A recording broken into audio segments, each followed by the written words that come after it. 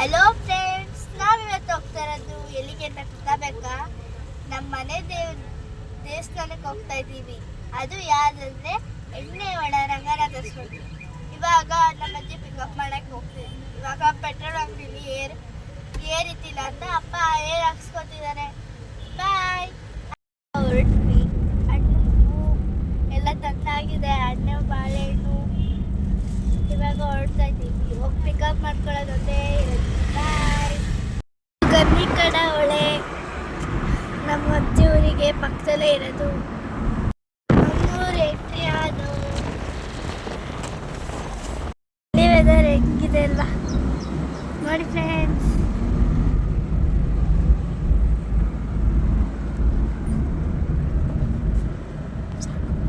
ಗಾಡಿ ಓಡಿಸ್ತಿದ್ದಾರೆ. ಇವರು ನಮ್ಮಮ್ಮ. ವೆದರ್ ನೋಡಿ ಹೆಂಗಿದೆ.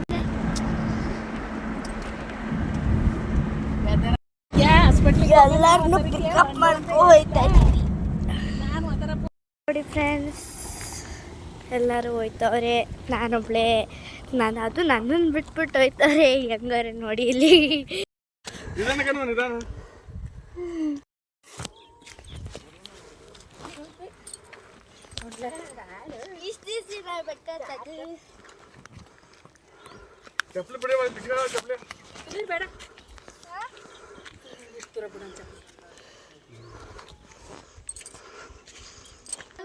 ಹೋಗ್ಬೇಕು ಫ್ರೆಂಡ್ಸ್.